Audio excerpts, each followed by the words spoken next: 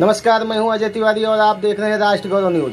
अगर आपके पास भी है कोई खबर तो हमें भेजिए, हमारा चैनल बनेगा आपकी आवाज़। रुक करते हैं अगली खबर की ओर, देखते रहिए राष्ट्र गौरव न्यूज। 10 मिनट गोलियां लगातार 1650 तक चली। मर गए हजारों देशभक्त, लाशों से पटसी गई गली। चंगेज हलाकू अब्दाली, नादिर तैमूर सभी हारे। बर्बर डायर की बर्बरता से पशुता भी रोई मन मारे।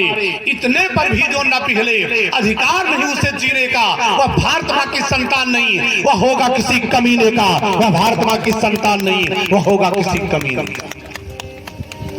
इसलिए आप सबसे मैं उम्मीद करता हूं, यहाँ कोई पार्टी नहीं है, न हम भाजपाई हैं, न हम सपाई हैं, न कांग्रेस आई हैं, न बसपाई हैं। केवल रघुराई के भक्त हैं और इन्हीं के सामने भारत माँ के लिए समर्पित होने की बात करते हैं। किसी दल से मेरा कोई लेना नहीं, दल के दलदल से हटिए, बचिए।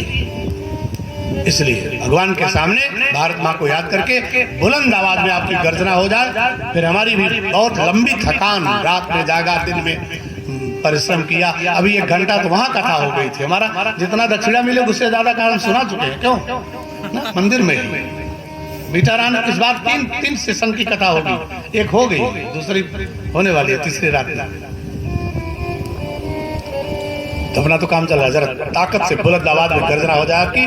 भारत माता की हर हर महादेव।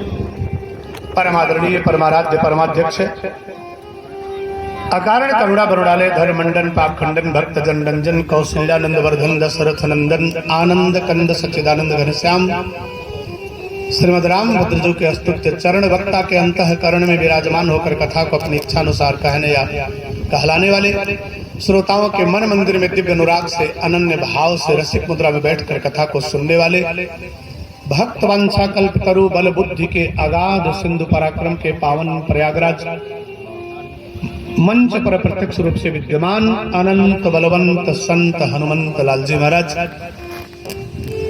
जिनकी सूक्ष्म चेतना पूरे परिक्षेत्र को अपने आशीर्वाद से अभिषेचित कर रही है, जिनका चित जल पावक गगन सबीर से निर्मित पंचभौतिक स्थूल पुंज हमारे बीच में नहीं है, किंतु उनकी आध्यात्मिक चेतना का प्रतिफल ये संत सम्मेलन विगत दशकों से हमारे बीच में 16 संपन्न हो रहा है। ऐसे दिव्य महापुरुष की उस संत चेतना को कोटि कोटि नमन बंदन श्रद्धेय करुणेश जी महाराज के पावन चरणों में समर्पित करता हूँ। मंच पर विराजमान संत चरण, वाम पार्श्व विद्यमान संगीत के बहुत अच्छे कलाकार, आर्गन, हारमोनियम और देखो पैट, नाल वाले तो अकेले ही सबको बेहाल कर दिया। बहुत बेहतरीन अदा है, इन सबके अच्छे फनकार हैं। और साथ साथ रामेंद्र जी भगवान की कथा के अच्छे वक्ता भी हैं। ये तो हम लोग बाहर से आ जाते हैं, हालांकि हम बाहर के नहीं रह गए। 50% से ज्यादा लोगों को बाई नेम बाई फेस पहचानना देख सकते हूँ, सबका नाम लगातार ले सकता हूँ एक तरफ से 50%। फिर भी हम लोगों के सम्मान में आप संचालन करते हैं, योग्य भजन के गायक हैं, बहुत बढ़िया भगवान की कथा में आपकी होती है। रामेंद्र जी आयोजन समिति के समस्त पदाधिकारी एवं सदस्यगण एक सांस्कृतिक, आध्यात्मिक, सामाजिक चेतना की त्रिवेणी जिनमें प्रवाहित होती हैं, ऐसे आदरणीय बाबू गंगा भक्त सिंह जी, आदरणीय राजीव त्रिवेदी जी, राजू त्रिवेदी जी इस कार्यक्रम के मेरुदंड की तरह से काम करते हैं। भाई रामेंद्र सिंह जी, शिवेंद्र सिंह जी, कौशलेंद्र जी, तमाम वे लोग जो इस कार्यक्रम को सजाने संवारने में, परमेंद्र बाबा, बाराबंकी जनपद की पहचान बने हुए, बाराबंकी के साहित्यिक परचम को उच्च शिखर पर लहराने वाले दो वरिष्ठ कवि हमारे बीच बैठे हैं। आदरणीय राम किशोर त्रिपाठी किशोर जी, आदरणीय दुष्यंत सिंहनादी जी, आप दोनों का बहुत बहुत अभिनंदन है, अभिवादन है। बेहतरीन कविता करते हैं और कविता की ही बदौलत रिटायरमेंट के बाद भी किशोर ही हैं आप। कविता की बदौलत है, वरना कोई किशोर न कहता न मानता, न कोई। सिंहनादी जी जितना हम लोग राम के बारे में जानते होंगे उससे ज्यादा रामचरितमानस के प्रणेता तुलसी के बारे में आप जानते हैं। और जो तुलसी को ठीक से जान लिया वही राम को भी ठीक से जान सकता है। आदरणीय भोलानाथ मिश्र जी वरिष्ठ पत्रकार, बड़ी लालसा होती है इधर कभी आए तो आप लोगों का दर्शन हो जाए। आदरणीय सत्यलाल शुक्ला जी प्रधान जी, माता पलटन जी यही है शुक्ला जी, इनके घर में कहा रहा था, इनके घर में रहता हूँ तो मैं अपने परिवार जैसा रहता हूँ। एडमिट हो जाते होंगे या होगी कभी, उतना ब्लड प्रेशर उनका नॉर्मल पोजीशन में रहता है। देव प्रकाश तिवारी जी बहुत अच्छे साहित्यकार हैं, वरिष्ठ पत्रकार हैं, आपका बहुत बहुत अभिनंदन है। करणी सेना के अध्यक्ष जी युवा चेतना है, आपका बहुत बहुत अभिनंदन। आपके साथ आए हुए आदरणीय उपाध्यक्ष जी, भारतीय संस्कृति एवं राष्ट्रीयता के प्रति समर्पित है पूरा जीवन जिनका, आदरणीय बाबू इंद्र प्रताप सिंह जी, राकेश सिंह जी गए क्या, रवि को टरबाइन मशीन से प्रोडक्ट होने के बाद घर घर तक पहुंचाने में जो भूमिका तार की होती है, सुविधा पूर्वक एक स्थान से दूसरे स्थान पर हम सबको पहुंचाने में जो भूमिका कार की होती है, समाज में बड़ी सजगता से अच्छी खबरों को प्रकाशित करके राष्ट्र को समुन्नत बनाने में वही भूमिका अच्छे पत्रकार की होती है। ऐसे पत्रकार बंधुओं का बहुत बहुत अभिनंदन करता हूं। अगर आप ताली बजा रहे हैं तो सारे विशिष्ट जनों के लिए एक बार जोरदार तालियां आपकी हो जाए, आप लोग भी बजाएं। अपने क्षेत्र के, अपने जनपद के गौरव पत्रकार हैं, कवि हैं, डॉक्टर्स हैं, विद्वान हैं, कई बुजुर्ग हैं, तो कितना हल्ला कर सकते हैं, समझ रहे हैं इंद्र प्रताप बाबू, है ना। विद्यार्थी को स्वतंत्र छोड़ना बड़ा थोड़ा दिक्कत होती है, लेकिन आए सब लोग प्रेम से पहले प्रभु का नाम लें, फिर उन्हीं की पावन प्रेरणा उन्हीं के चरणों में समर्पित करने का प्रयास ये बालक करेगा। आप सब लोग ताली बजा के भाव से नाम संकीर्तन करें प्रभु का, सबकी ताली बजा। श्री राम जय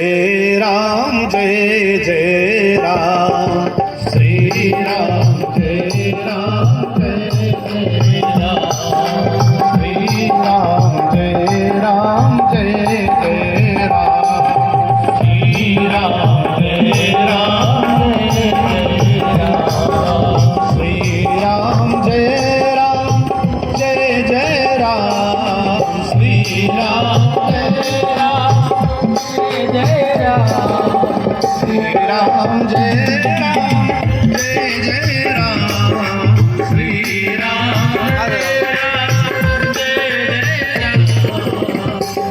कीर्तन सब लोग गाएंगे, कोई चुप न रहे। देखिए सनातन धर्म में दो कार्य ऐसे जो सरलतम है, साथ साथ श्रेष्ठतम है, हमें सुख शांति और गति मुक्ति देने के लिए। ये अत्यंत सरल होकर भी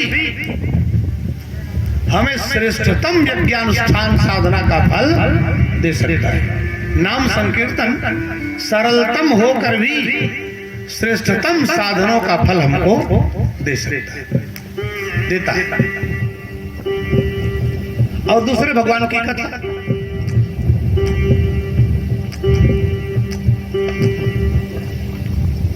आप जितने लोग यहाँ बैठे हैं, आप में से कितने लोग ऐसे हैं जिनको सभी तीर्थों में जाने का पुण्य प्राप्त हो चुका है? हाथ उठाएं जिन लोगों को वो सौभाग्य प्राप्त हुआ है। धीरे से अपनी जगह पर याद उठाएं। सभी तीर्थों में जाने का सौभाग्य जिनको जिनको प्राप्त हुआ। अब नहीं प्राप्त हुआ तो कैसे उठाए, कैसे उठा बेचारा? ठीक है, छोड़िए।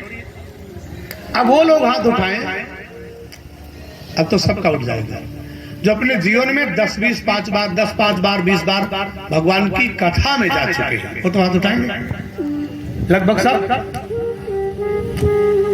अब हाथ नीचे कर ले। अब आप विश्वास करिए कि आप सबको सभी तीर्थों में जाने का पुण्य प्राप्त हो चुका है। इसलिए कहा गया श्रवणम, भगवान की कथा सुनना सबसे बड़ी भक्ति है। दूसर रत्नम कथा प्रसंगा सबसे बड़ी भक्ति है। क्यों?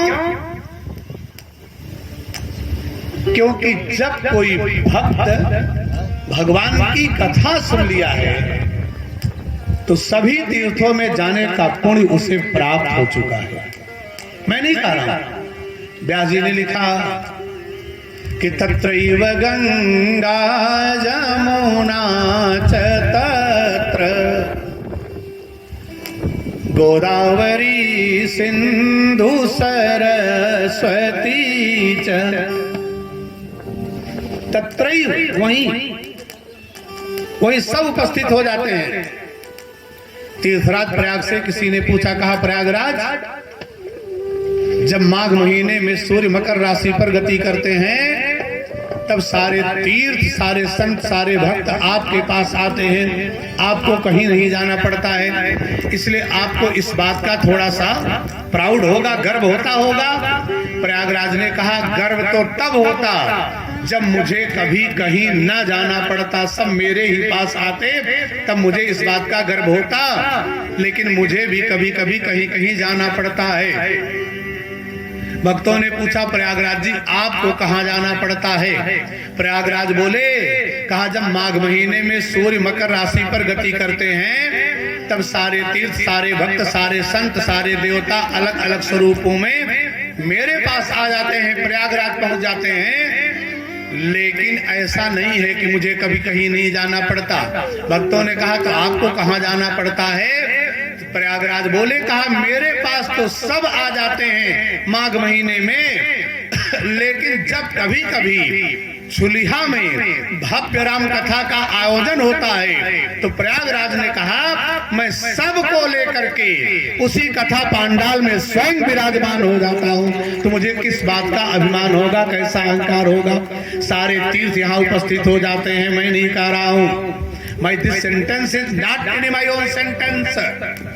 All the according to Padam Puran written by Bhagwan Vedavyas in this stanza or slok. Tatraiva Ganga Jamuna cha tatra Godavari Sindhu Saraswati cha Sarvani तीर्थानि बसन्ति तत्र यत्र च्युतोदार कथा प्रसंग यत्र च्युतोदार कथा प्रसंग। जहाँ भगवान की उदार कथा का प्रसंग शुरू हो जाता है, सर्वाणि तीर्थानि बसन्ति तत्र, वहीं सभी तीर्थ आकर के विराजमान हो जाते हैं।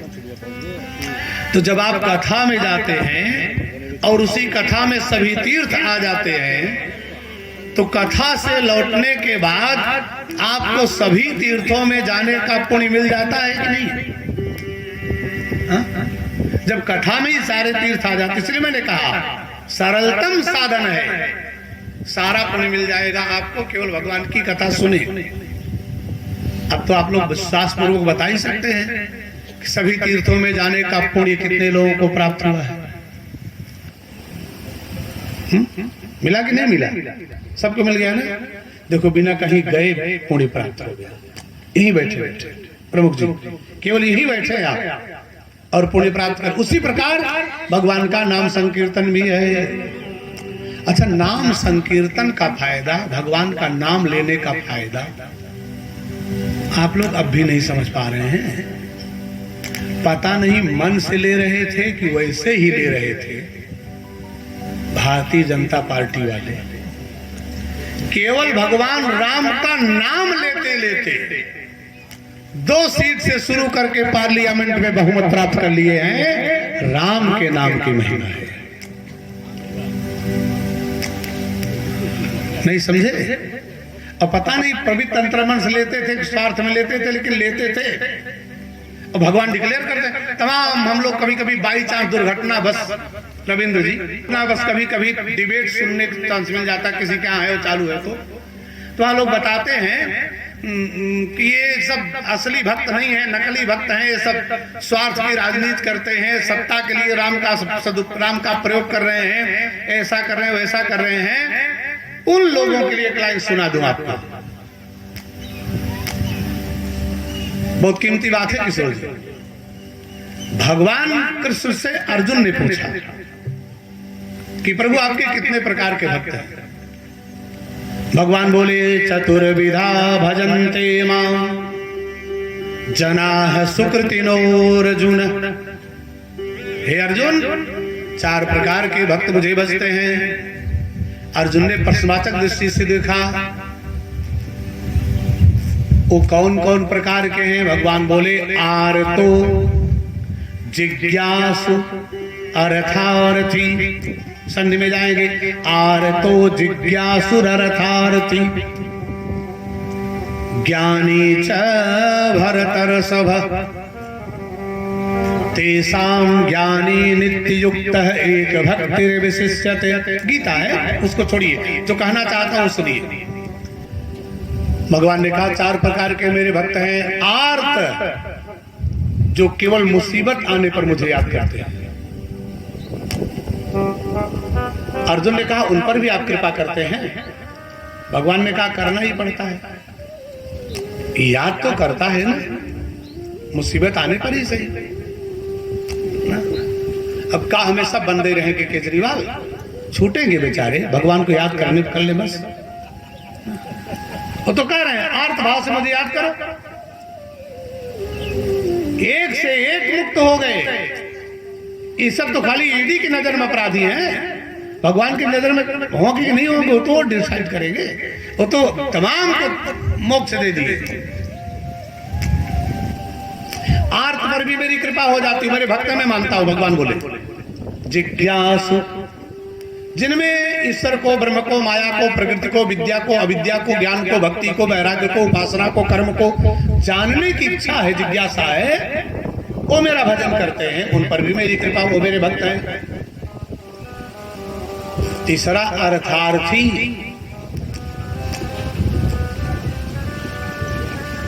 ना? अर्थ माने समझ रहे हैं ना? पैसा। अच्छा, हम लोग किस चक्कर में कथा कह रहे हैं?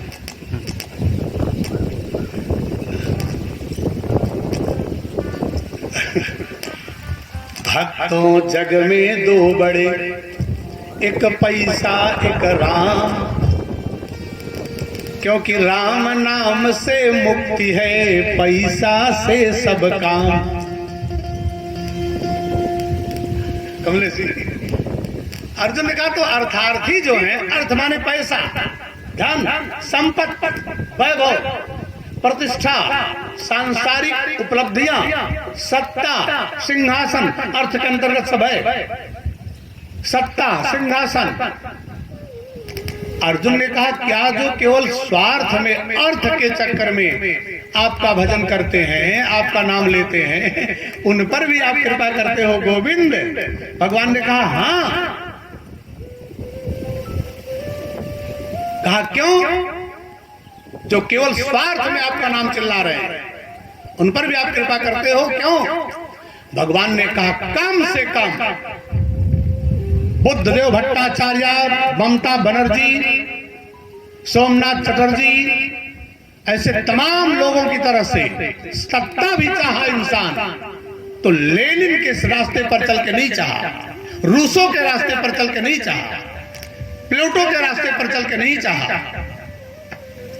अगर सत्ता भी चाहा तो भगवान का नाम लेकर के चाहा है। कम से कम अर्थ के लिए भी मेरी शरण में आ रहा है, इसलिए मैं इस पर कृपा करता हूं। भगवान ने कहा मेरे भक्त हैं।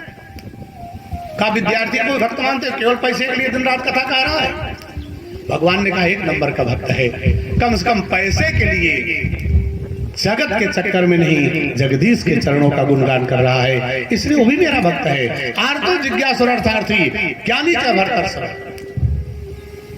अर्थार्थी भी भक्त है भगवान के। ये बात बाबा तुलसी भी कहते हैं, राम भगत जग चारि प्रकारा, सुकृति चारि अनग उदारा। चारों को सुकृति कहा उन्होंने। तो अर्थ के चक्कर में ही सत्ता भी लेना है तो भगवान के माध्यम से लेना है। भगवान कहते ठीक तो है कम से कम, जो विरोधी है उनसे तो ठीक है। तो राम के नाम में बड़ी शक्ति है, लीजिए नाम उनका और भरोसा रखिए। हमारी आपकी जिंदगी को भगवान का नाम पल भर में बदल सकता है। हमारे जीवन की दिशा और दशा को भगवान का नाम पल भर में बदल सकता है। अकबर के दरबार में एक फकीर पहुंचा। बात पुरानी है, ध्यान से सुनिएगा, सुने होंगे आप लोग मुझसे भी कई बार। अकबर के दरबार में एक फकीर पहुंचा। फकीर ने अलग जगाया, आलम बरा का इकबाल बुलंद हो, हुजूर का रुतबा बुलंद हो। फकीर की झोली में कुछ डाल दिया जाए, भगवान के नाम पर कुछ दान कर दिया जाए। बादशाह अकबर सिंहासन पर बैठा था, फकीर सामने खड़ा था। अकबर ने कहा, फकीर, जिस भगवान के नाम पर तू झोली भरता है, पेट भरता है, जिंदगी चलाता है, वो तेरा भगवान इस दुनिया में क्या कर सकता है? मेरे इस प्रश्न का उत्तर दे दो। मैं तुम्हारी झोली नहीं भर दूंगा, इतना दान कर दूंगा कि आज के बाद फकीर तेरा मांगना खत्म हो जाएगा। लेकिन मेरे सवाल का जवाब तू दे दे, तेरा भगवान इस दुनिया में क्या कर सकता है? फकीर ने कहा, बादशाह तू प्रश्न कर रहा है और उत्तर मुझे देना है। उत्तर देने वाले को भी कुछ सम्मान मिलता है। जो उत्तर देगा उसे भी उचित आसन दीजिए। अभी तक मैं फकीर था, मांग रहा था, मैं अदना था, आप आला थे, लेकिन अब मैं उत्तर दूंगा, आपका समाधान में दूंगा, इसलिए मुझे उचित आसन दीजिए बैठने के लिए। बादशाह अकबर को मजाक सूझा। उसने सोचा, उचित आसन, सोफा, कुर्सी में क्या इसको दूं? अपना सिंहासन ही दे दूं। जो भगवान के सहारे 2 वक्त की रोटी का जुगाड़ कर रहा है, वो भगवान के बारे में क्या बताएगा? अकबर सिंहासन से नीचे उतर गया। फकीर को इशारा किया, तू मेरे सिंहासन पर ही बैठ जा, तब बता तेरा भगवान इस दुनिया में क्या कर सकता है। फकीर सिंहासन पर बैठा, सामने अकबर खड़ा हो गया। अकबर ने कहा, फकीर, अब मेरे सवाल का जवाब दे, तुझे मैं उचित आसन सम्मान से बैठने के लिए दे दिया, अब जवाब दे। फकीर ने कहा, सिंहासन पर बैठा फकीर बोला, कहा, बादशाह तेरा सवाल क्या है? फिर से एक बार पूछ। अकबर बादशाह ने कहा, मेरा सवाल नहीं, तेरा भगवान इस दुनिया में क्या कर सकता है? फकीर मुस्कुरा के पूछा, बादशाह तेरी आंखें खुली हैं कि बंद हैं? तेरी आंखें खुली हैं? बादशाह ने कहा, हाँ मेरी आंखें खुली हैं। फकीर ने कहा, खुली आंखों से भी भगवान का करिश्मा देख नहीं पा रहे हो? बादशाह ने कहा, नहीं देख पा रहा हूं, तभी तो तुमसे पूछ रहा हूं। फकीर बोला, कहा, जलालुद्दीन मोहम्मद अकबर बादशाह दिल्ली, अगर खुली आंखों से भगवान का करिश्मा देख नहीं पा रहे हो तो कान खोल के सुन लो, ये भगवान का ही करिश्मा है। जब वो चाह लेता है तो एक पल में बादशाह को नीचे उतार के फकीर को सिंहासन पर बैठा देता है। अब भी तू नहीं देख पाया, तेरी आंखों के सामने करिश्मा गुजर गया, अब भी तू भगवान की ताकत को नहीं समझ पाया। तेरे देखते देखते जिस तख्ते ताउस को पाने के लिए, जिस सिंहासन को पाने के लिए तूने लंबी जद्दोजहद की है, लंबा संघर्ष किया है, लंबा खून खराबा किया है, वही सिंहासन एक पल में तू नीचे उतर के मुझे दे दिया है। ये भगवान का ही करिश्मा है। जब वो करिश्मा कर देता है तो याद रखना, गरीब किसान की झोपड़ी में पैदा हुआ, पलने वाला, गरीबी में पला हुआ बच्चा कभी कभी जब भगवान का चमत्कार होता है तो दुनिया का सबसे बड़ा ताकतवर इंसान Ibrahim Lincoln, president of America हो जाता है। ये भगवान का ही करिश्मा है। जब वो चाह लेता है तो चिलचिलाती धूप में 150 रुपए महीने की नौकरी करने वाले एक गरीब बच्चे को भारत का सबसे बड़ा धनी आदमी धीरू भाई अंबानी बना देता है। जब भगवान चमत्कार कर देता है तो गरीब मछुआरे की झोपड़ी में पैदा हुए बच्चे को, जिसको चाचा ने निकम्मा कह के थप्पड़ मार के घर से निकाल दिया, एकेडमिक क्वालिफिकेशन कुछ नहीं हो पाया बेचारे उस गरीब बच्चे का, मछुआरे के बच्चे का, समंदर के किनारे पैदा हुआ। वही बच्चा जब भगवान करिश्मा कर देता है तो अखबार बेचते बेचते बेचते बेचते भारत का राष्ट्रपति, भारत रत्न, मिसाइल मैन अब्दुल पाकिर चेलुल अब्दुल कलाम हो जाता है। जब भगवान करिश्मा कर देता है तो छोटे से स्टेशन पर छोटी सी केतली में चाय बेचने वाला नरेंद्र नाम का लड़का 3 बार गुजरात का मुख्यमंत्री बनने के बाद दुनिया के सबसे बड़े लोकतंत्र के सर्वोच्च शिखर पर बैठ करके प्रधानमंत्री नरेंद्र मोदी हो जाता है। ये भगवान का ही करिश्मा है, वो चमका देगा इसका। इसलिए उनके नाम से जुड़िए, मन से जुड़िए। भगवान के नाम में, रूप में, लीला में, धाम में, उनके जो भगवत विग्रह चतुष्टय कहा जाता है, उनमें किसी भी मन लग जाए, मन लगा लीजिए, बड़ा काम हो जाएगा। नहीं लगाएंगे, केवल ऐसे ताली पीटेंगे, नजर उधर रहेगी, कीर्तन नहीं करेंगे, तो उनसे बड़ा खिलाड़ी कोई दुनिया में है नहीं। नाटक अगर करोगे ना, श्री राम जय राम का, तो उनसे बड़ा नाटककार संसार में कोई है नहीं। जब वो अपना नाटक कर देंगे ना, सबका नाटक खत्म हो जाएगा एक पल में। एक ठीक घर में मेहमान आ गए, बड़ी सेवा होने लगी, तो मेहमान रुक गए ज्यादा। अच्छा, हम लोग जब ज्यादा सेवा हो, सिंगनादी जी, सेवा ज्यादा हो तो जल्दी आने का मन करता है। देव प्रकाश जी, आप तो गजब खिलाए पिलाए, इतनी बढ़िया सेवा की, 1 हफ्ते में सेहत बदल गई थी, हेमोग्लोबिन बढ़ गया था। बढ़िया सत्कार किया इन्होंने भागवत कथा।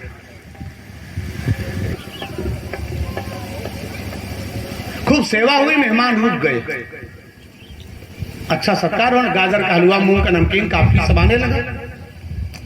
बढ़िया खाए पिए मेहमान 10-15 दिन ठहर गए, टिक गए। टिकना समझ रहे हैं ना आप लोग भाषा में, मेहमान टिके। अब जब मेहमान टिक जाए तो औरतों को थोड़ा परेशानी होने लगती है। पुरुष लोग तो झेल लेते हैं, इनको बाहर भीतर जाना आना, कुछ न कुछ काम धाम करने में, झाड़ू पोछा में दिक्कत होती है। उनकी पत्नी ने कहा कि तुम्हारे मेहमान इतना सत्कार कर रहे हो ना, जाने का नाम नहीं ले रहे, कुछ करो कि अब घर छोड़ के जाएं। ये अतिथि हैं, 15 दिन से दरवाजा नहीं छोड़ रहे। पति ने कहा कुछ बोलो मत, कल सुबह में एक उपाय करूंगा, ये चले जाएगा, बिना कुछ बोले चले जाएगा। कहा ठीक है, उपाय करना। सवेरा हुआ, पति पत्नी अंदर गए घर में, सवेरे लगभग 7 बजे के अंदर। वो मेहमान मंजन उंजन करके बैठे हैं, फिर आज कोई नया आइटम बन के आ रहा होगा। अब आप लोगों के यहाँ कोई पहुंच जाए तो बढ़िया, 5 दिन रहना और 5 तरह की सब्जी खानी पड़ेगी। बढ़िया लोग बैठे तो बढ़िया सत्कार हो जाता है। तो मेहमान मंजन करके बैठे, कब फिर काफी ओफी आएगा, नमकीन नमकीन बढ़िया कोई पंचरत्न रतन आएगा, नवरत्न। अब अंदर पति पत्नी में कुछ गड़बड़ हुआ। गड़बड़ क्या हुआ? प्लानिंग थी उनकी। पति लगा मेज पीटने जोर जोर से, धम धम की आवाज हुई, और पत्नी उसी समय रोने लगी। ये उनका नाटक था। पति मेज पीट रहा है, पत्नी रो रही। मेहमान ने समझा पति पत्नी 2 ही लोग थे। जब घर में महाभारत हो गया है, पति पिटाई कर रहा है और पत्नी रो रही है, जबकि पतिदेव मारनी है तो मेज पीट रहे थे, और पत्नी भी रो नहीं रही थी, खाली नाटक कर रही थी ना। रोने का सर उन्होंने सुना मेहमान ने, और सोचे 15 दिन हो गया, जब पत्नी रो ही रही तो कौन भोजन बनाएगा, कौन कराएगा। मैं भी अब चलूं, बहुत हो गया, बहुत खाया पिया। मैं अपने ब्रीफकेस में सारा सामान वामान समेटे, अटैची लिए, धीरे से साइड वाली गली से निकले। बहुत सोचे बस अड्डे पर ही चाय पी लूंगा, चलना चाहिए, बहुत दिन हो गया। जैसे निकले आगे, पतिदेव झांक के देखे तो पत्नी बुला का, सुनो देखो मेहमान चले जा रहे हैं। हमने उनसे कुछ कहा नहीं, खाली नाटक किया। पत्नी ने कहा क्या? कहा रे मैं तुम्हें मार थोड़ी रहा था, खाली मारने का नाटक कर रहा था। मेहमान असली झगड़ा समझ के चले जा रहे हैं। पत्नी भी खुश हो गई। पत्नी ने कहा मैं भी रो थोड़ी रही थी, खाली रोने का नाटक कर रही थी। तब तक मेहमानों लौट आए। कहा मैं भी जा थोड़ी रहा था, खाली जाने का नाटक कर रहा था। जो जा रहे थे लौट आए।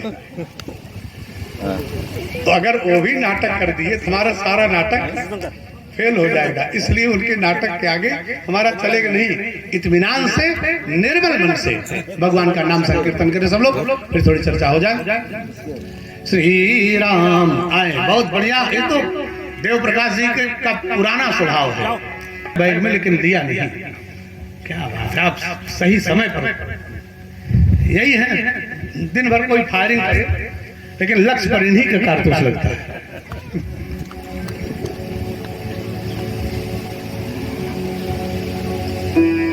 बिटरिया में था ना, तो फैजाबाद से लखनऊ तक की बड़ी बड़ी दुकानों का रातों दिन 7 गमछा इन्होंने हमको समर्पित। क्या करें बेचारे, सबको थोड़ी दे पाएंगे। सोच रहे महाराज को दिए, महाराज बखान करे, चाहे ताली बजाए, चाहे जो करे। श्री राम जय जय राम, श्री राम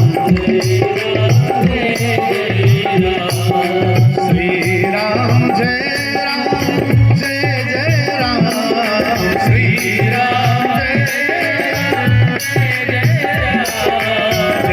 जय कुमति हरण हनुमान, जय जय कुमति हरण हनुमान, जय जय विघ्न हरण हनुमान, जय जय विघ्न हरण हनुमान, श्री राम जय राम, श्री राम जय राम। ताली बजती रहे, कीर्तन गाते रहे, सबका मुंह खुला रहे, गाते रहे। श्री राम जय राम, जय राम, श्री राम जय राम, श्री राम जय राम, जय राम, श्री राम जय सिया राम, जय सिया राम, जय सिया राम, जय सिया राम, जय सिया राम, बोले श्री राम जय राम, जय राम, श्री राम जय राम, जय राम, श्री राम जय राम, जय राम, श्री राम जय। एक बार आप लोग हाथ ऊपर करके ताली बजा दे जरा भाव से। श्री राम जय राम, जय राम, श्री राम जय राम, श्री राम जय राम, जय राम। बिटिया 4:45 बजे आ गई, बस 15 मिनट प्रसाद बटेगा, ठीक टाइम से आ गया। अच्छा प्रसाद की तैयारी बहुत अच्छा। हम सोचे रोज इसी टाइम पे आती है, प्रसाद ही टाइम पे सही जाए तुम्हारा प्रोग्राम। आओ एक बंधु पर विचार किया जाए। रामचरितमानस में जितने पात्र हैं, यहाँ तक कि अगर आज का इंसान रामचरितमानस के शैतान से भी सीखना चाहे तो कुछ सीख सकता है। आज का नायक श्री रामचरितमानस के खलनायक से भी सीख सकता है। प्रत्येक पात्र हमें उपदेश देते हैं, लेकिन एक को जरा विचार पे लिया जाए, उनको नमन किया जाए, प्रणाम किया जाए, वंदन किया जाए, जो इकलौते हैं। वर्णानाम अर्थ रसानाम छंसाम मंगलानाम कर्तारो वंदे वाणी विना को। मेरी बात में कोई डाउट नहीं है। खलनायक था रावण रामचरितमानस का। अब एक आध लाइन सुन ही लीजिए, नहीं तो किसी को मैंने शक पैदा हो जाए कि क्या खलनायक की प्रशंसा की। 3 भाई थे, अच्छे लोग बैठे हैं, सामाजिक व्यवस्थाओं से जुड़े हुए लोग हैं, सब पारिवारिक लोग हैं, सीख लीजिए। भारत चरित्र बाद में सुनिएगा। रावण का भ्रातृ प्रेम जरा देख लीजिए, एक लाइन, फिर उस पात्र की बात करते हैं।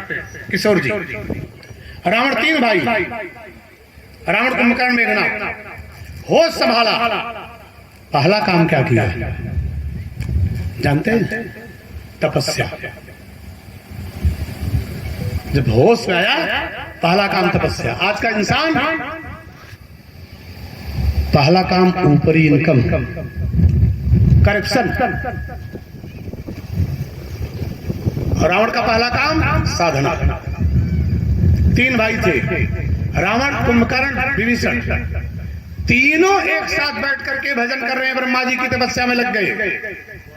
सीखो समाज के लोगों, रामचरितमानस का खलनायक 3 भाई एक साथ बैठ के भजन कर रहे हैं, और आज समाज के 3 भाई एक साथ बैठ के भोजन नहीं कर पा रहे हैं। एक प्रेम की कमी हो गई है, एक साथ बगल बगल बैठ के भोजन नहीं करते। जहां उनका निमंत्रण है वहां हम नहीं जाएंगे। किसका? भैया। जहां मेरे भाई का निमंत्रण होगा वहां हम नहीं जाएंगे। इन भाइयों से अच्छा वो था कि नहीं? जीवन का पहला काम साधना किया।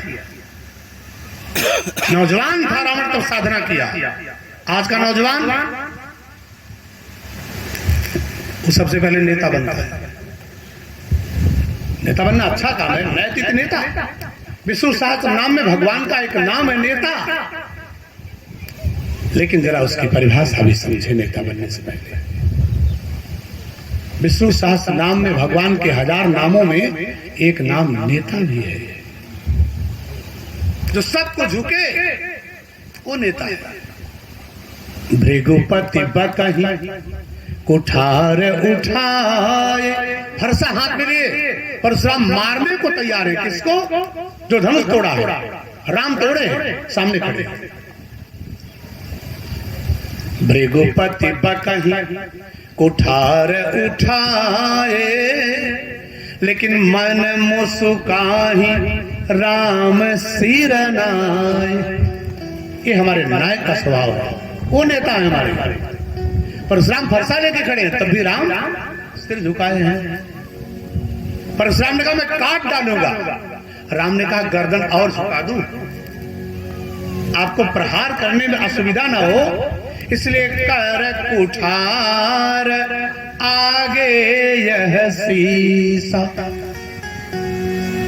महात्मन, मेरा सिर आपके सामने और झुक रहा है, आप आसानी से कुठार चला दें। वो नेता है। इतना ही नहीं, तीनों भाई तपस्या किए। बात बड़ी लंबी हो जाएगी। राज्य स्थापित हुआ रावण का। एक भाई आया कुंभकर्ण, रावण से बोला कहा भैया मैं ब्रह्मा के वरदान के अनुसार सोना चाहता हूं। रावण ने कहा ठीक है सो जाओ। सो के उठेगा, जागेगा तो कुछ करेगा? कुंभकर्ण ने कहा हाँ करूंगा, जागने पर कुछ करूंगा। रावण ने कहा क्या करेगा? कुंभकर्ण बोला कहा भोजन करूंगा। रावण ने कहा नालायक, जब तू 6 महीना बाद जागेगा तो भोजन तो करेगा। अरे भोजन के बाद क्या करेगा? कुंभकर्ण ने कहा फिर सो जाऊंगा, जागूंगा, भोजन करूंगा, फिर सो जाऊंगा। रावण ने कहा तुम्हारा कब तक चलता रहेगा? कुंभकर्ण ने कहा ब्रह्मा के वरदान के अनुसार जीवन भर यही चलेगा। रावण ने कहा यद्यप मेरी विस्तारवादी नीति है, कुबेर तक को लूट करके खजाना बढ़ा रहा हूं, संपत्ति विस्तार करना, साम्राज्य विस्तार करना, पूंजी का विस्तार करना मेरा कर्म है। मैं अपना सिद्धांत बना के रखा हूं, और मेरे ही घर में तू मेरा भाई होकर के केवल खा के सोएगा। यद्यपि मेरे संविधान और सिद्धांत के विपरीत है, लेकिन तू मेरा भाई है, इसलिए जीवन भर खा के सोएगा। तब भी रावण तुझे अपने से दूर नहीं करेगा, और किया भी नहीं करेगा। बिल्कुल नहीं अलग किया, साथ रखा। आप भी समझ लीजिए। कुंभकर्ण की भाभी थी मंदोदरी। देवर जिंदगी भर खाली खा के सोएगा, आप बना के खिला सकती हो? मन में कुछ मलाल होगा, इतराज होगा कि नहीं? देखो कितना निर्मल हृदय साहब बोल रहे हैं। बनाए काहे न पाए, लेकिन जब खा आगे से बोल रही है देवी जी, कहते बनाए तो पाई ही करे। मूला जब कोई मतलब कुछ करेगा नहीं तो कैसे खाएगा? दिक्कत है वहां। बना तो सकती है, लेकिन वो ऐसे कैसे खाएगा? है ना, केवल खाएगा, कुछ करेगा नहीं। इसीलिए पंचकन्याओं में सुमारे मंदोदरी प्रतिदिन लक्ष्मी, पार्वती, सरस्वती का नाम लेना अच्छी बात है, लेकिन अनिवार्यता नहीं है। किंतु सनातन धर्म में मंदोदरी का नाम लेना अनिवार्य किया गया। अहिल्या, द्रौपदी, तारा, कुंती, मंदोदरी तथा। इसमें लक्ष्मी जी नहीं है। जिस लिस्ट में मंदोदरी है उसमें लक्ष्मी जी नहीं है। उसके और ऐश्वर्य की बात छोड़ दीजिए, व्यवहारिक धरातल पर वो भी एक नारी थी। अपने देवर को जीवन भर बना के खिलाई। देवर खा के सो रहा है, कभी अलग करने का नाम उसने नहीं लिया। तब आदरणीय है। आज भी नाम लिया जाता है। कभी अपने पति से शिकायत नहीं किया कि आपका भाई दिन भर खा के सो रहा है, इसको अलग कर दो तो आटा दाल का भाव पता चल जाएगा। वो भी तक नारी थी। अच्छा चलो, ये तो मान लो मोह दशमोल तक भरात अहंकार। रावण मोह है, कुंभकर्ण अहंकार है, और दोनों में पट जाएगा। मोह अहंकार में पटरी हो जाएगी। दूसरा आया रावण का तीसरा भाई, उसने कहा भैया मैं पूजा करना चाहता। रावण ने कहा चुप, पूजा पूरी दुनिया में पूजा पर प्रतिबंध। कतहुन हो यज्ञ जप दाना सपन सुनई न वेद पुराना। मैंने पूजा पर, वेद पुराण कथा पर, सत्संग पर, यज्ञ पर प्रतिबंध लगवाया है, और नालायक तो मेरा छोटा भाई हो के मेरी लंका में पूजा करेगा, भजन करेगा। विभीषण ने सोचा भैया का मूड थोड़ा अपसेट है, खराब है, शायद कुछ ज्यादा लग गई है, इस समय बात करना ठीक नहीं है। फिर बाद में आया, कहा भैया मैं आपका छोटा भाई हूं, आप मुझे प्यार करते हैं ना, प्यार दुलार देते हैं? रावण ने कहा हाँ तुमसे बहुत प्रेम है। कहा अगर मुझसे प्रेम करते हैं आप तो शांति पूर्वक बिना घंटा घड़ियाल बजाए धीरे धीरे पूजा करने की अनुमति दे दीजिए। रावण ने कहा यद्यपि मेरे सिद्धांत स्वभाव के विपरीत तू बात कर रहा है, लेकिन फिर भी मेरा भाई है, इसलिए तू लंका में भी पूजा कर सकता है। अगर रावण ना चाहता तो विभीषण की मजाल थी, तुलसी का पौधा लगा लेते, राम नाम लिख देते, इजाजत दिया भाई को, भाई के नाते और कोई गुंजाइश नहीं थी। अच्छा विभीषण कम बदमाश नहीं थे, पूजा करने की छूट मिल गई, अच्छे व्यक्ति आप बैठे भैया तो पूजा करते। कुछ दिन बाद आया, कहा भैया पूजा में मन लग रहा है, धीरे धीरे भगवान के प्रति आकर्षण बढ़ रहा है, एक ठीक मंदिर बनाने का मन कर रहा है। रावण ने कहा नाराज जिसका जिसका मैं विरोध करूंगा वही तू करेगा। कच्छ से कोहिमा तक, कटक से कटक तक कहीं मैंने मंदिर बनने नहीं दिया, हिमालय से कन्याकुमारी तक के मंदिरों को तोड़वाया मैंने। जय विधि होय धर्म निर्मूला सो सब कार्य वेद प्रतिकूला, रावण का सिद्धांत था। और तू मेरी लंका में मंदिर बनाएगा, impossible, you get out from here, पूजा करेगा मंदिर बना, डांट दिया। विभीषण ने सोचा कल पत्थरा देख के तब आऊंगा कहने, मुहूर्त अच्छा नहीं था, मेरे भाई हैं मान तो लेंगे बात ना? आप लोग बहुत मुहूर्त देखते हो, कुछ भी करना दुर्दुरियम नहीं देखते, खाली बस चटपटा उसमें क्या कहते हैं औसानी वाले, उसमें मुहूर्त नहीं देखते, वो तो रोज चालू है, खरमासों में चलेगा। विभीषण दूसरे दिन आया, कहा भैया आप मुझे बहुत प्यार दुलार करते हैं, आपके प्रेम के नाते मैं पूजा कर पा रहा हूँ, वरना पूजा कहाँ हो पाती। बहुत अच्छा, बहुत बढ़िया भैया, एक छोटा सा मंदिर बना लूं। रावण ने कहा तू बार बार ऐसे कहेगा और बार बार मूड खराब होगा, इसलिए जा तू बना ही ले, रोज रोज का झंझट खत्म कर, तू मंदिर बना ले। और सुन एक काम करना, शिव जी का मंदिर बनाना, उनमें मेरा भी मन थोड़ा थोड़ा लगता है। विभीषण ने कहा लेकिन भैया मेरा मन तो राम जी में लगता है। रावण ने कहा चुप, मेरा पुराना दुश्मन है, जानी दुश्मन है, उसका मंदिर बनाएगा। विभीषण ने कहा भैया वो अब अपना मन है, मेरा मन मुझे नहीं लगता है। रावण ने कहा यद्यपि ये भी मेरे सिद्धांत और स्वभाव के विपरीत है, लेकिन जा तू मेरा भाई है, इसलिए एक मंदिर लंका में तू भगवान का बना ले।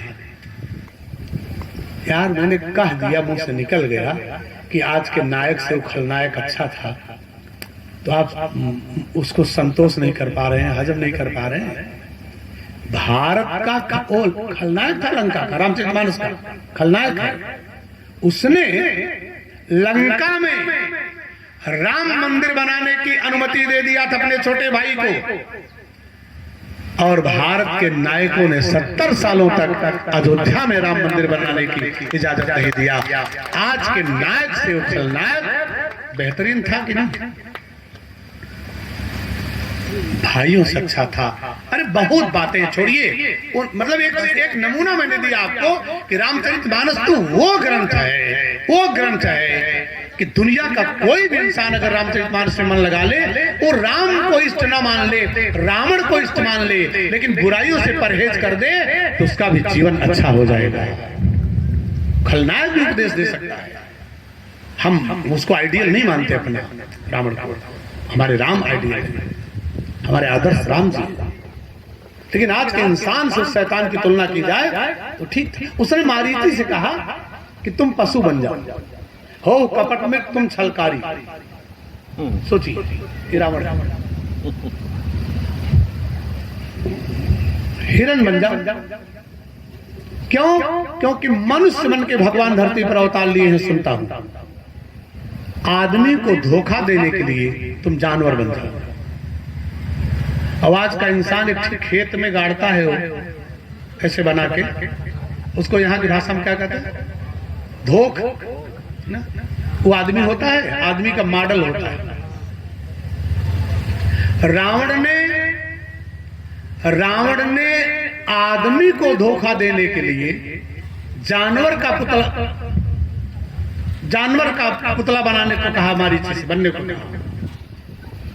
आदमी को धोखा देने के लिए जानवर बनाया था, और आज जानवर को धोखा देने के लिए आदमी बनाया जा रहा है। जरा सोचिए मानवता कितना नीचे गिर गई है।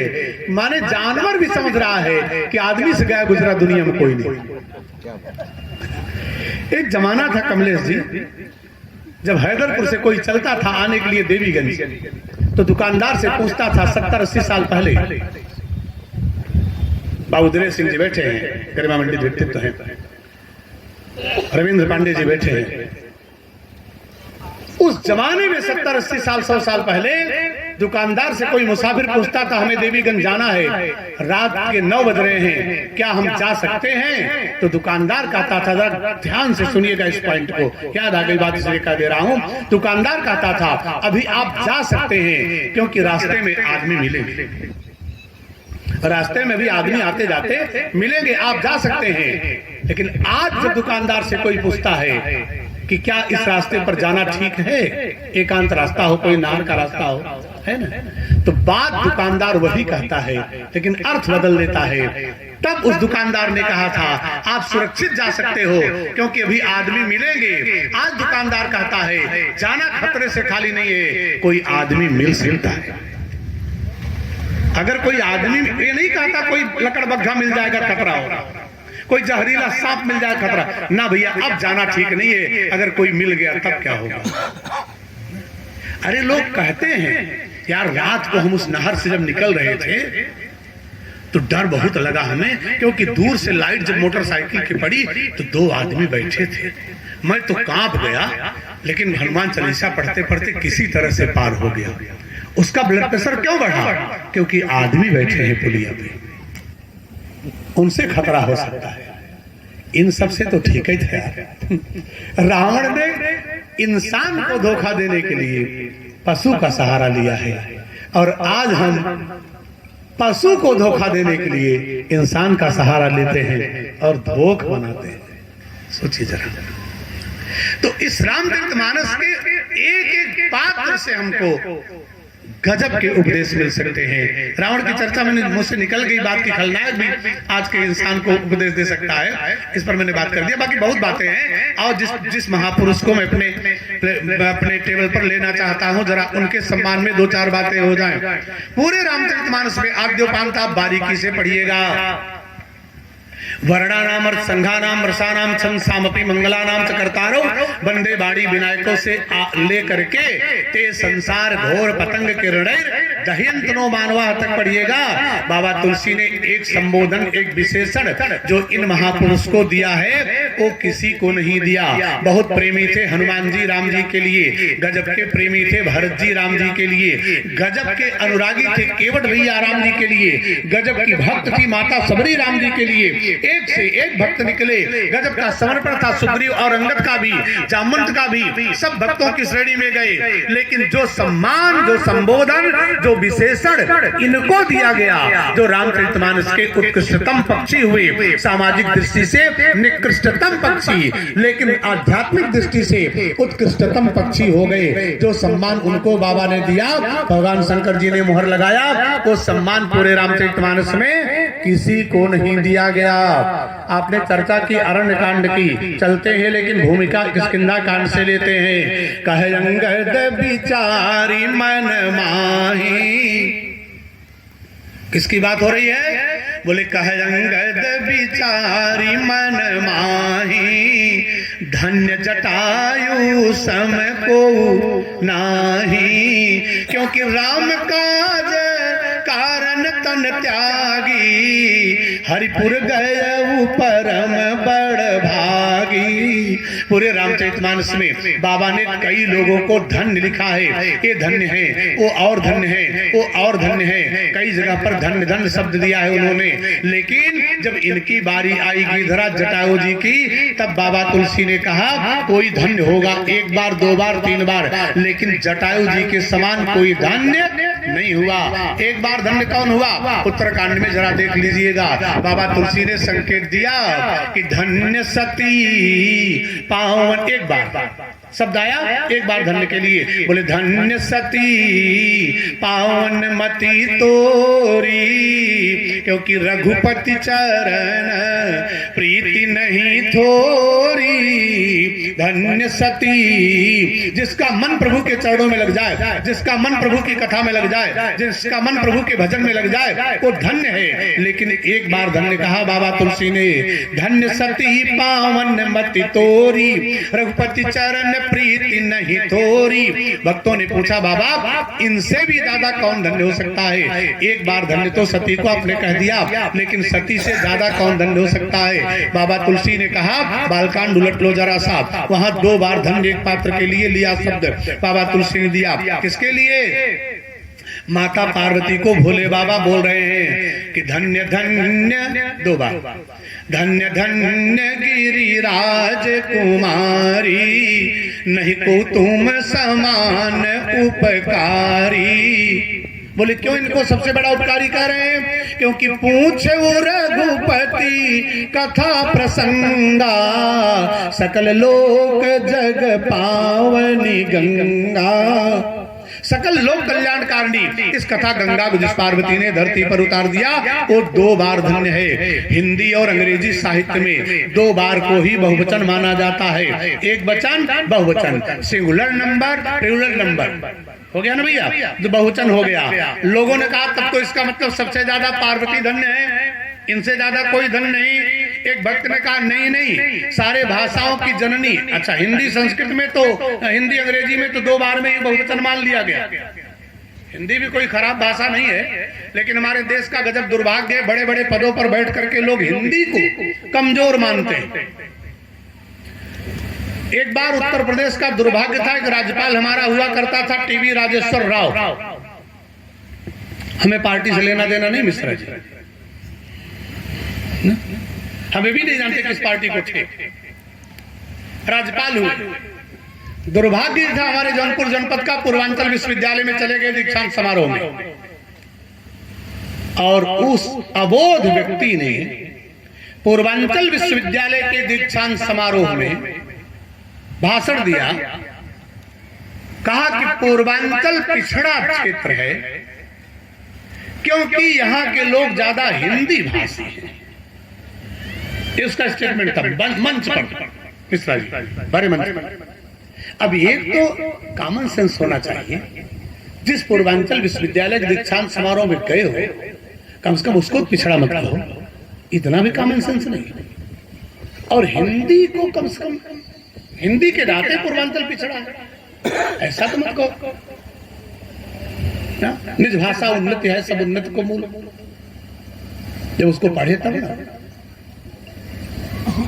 कह दिया।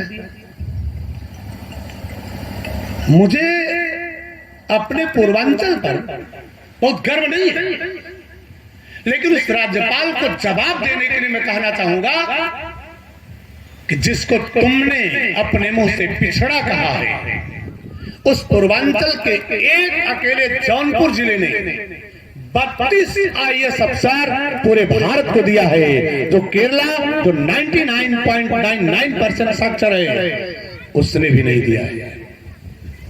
एक एक परिवार में 3-3 IAS हुए हैं। केवल जौनपुर जिले की बात कर रहा हूं, उसको तो पिछड़ा मानते हो, और वो भी इस कारण से कि हिंदी भाषी हो। इकट्ठे एक जिले से 32 IAS, retired IPS, IAS, IFS को छोड़ दीजिए, वो लंबी लिस्ट है। केवल जौनपुर की 3 जगत गुरु जौनपुर की धरती से उत्पन्न हुए। और सब अंग्रेजी बोलने वाले, सब हिंदी वाले। अरे हिंदी की तारीफ में एक अरबी के सार ने कह दिया, अरबी के सार ने कहा कि दिल दिल को जोड़ दे वही जुबान है हिंदी, दिल दिल को जोड़ दे वही जुबान है हिंदी, कविता और गजल गीत सबकी जान है हिंदी, आंखों की रोशनी है ये धड़कन है दिलों की, भारत के लाडलों की निगहबान है हिंदी, दिल दिल को जोड़ दे वही जुबान है हिंदी। अरे बाड़ी बारूद में वो दम कहां, तकरीर में जो है, बारूद में वो दम कहां, तकरीर में जो है, बाड़ी में गर है जोश तो तूफान है हिंदी, हर लम्हा इसने हमको दिखाई है रोशनी, नफरत की जगह प्यार का पैगाम है हिंदी, दिल दिल को जोड़ दे वही जुबान है हिंदी। हिंदी, हिंदू, हिंदुस्तान। और उस हिंदी के नाते कह दिए कि पूर्वांचल पिछड़ा है, होगा पूर्वांचल पिछड़ा, बात छोड़िए, उसका मैं प्रशंसा नहीं करता अपने जौनपुर जिले की, क्योंकि मैं वहां रहता हूं, मैं नजदीक से जानता हूं कितना अच्छा है। तो निकल गए, अच्छे लोग भी निकले वहां।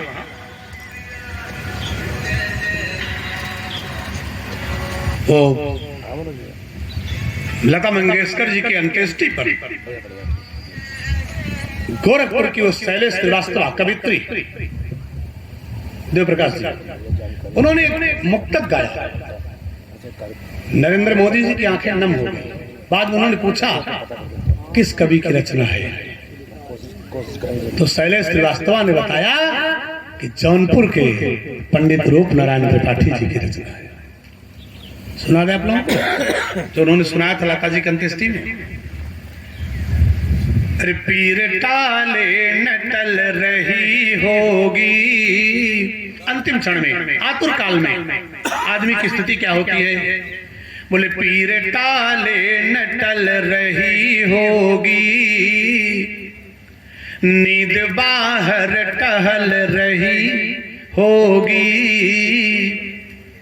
रूह करवट बदल रही होगी, तुम चिता देख कर न घबराओ, चिता जलने लगी, गा दिया शैलेश सीधे, तुम चिता देख कर न घबराओ, आत्मा घर बदल रही होगी, आत्मा घर बदल, पाषाण से जीर्णा नेता बिहाय, जौनपुर है।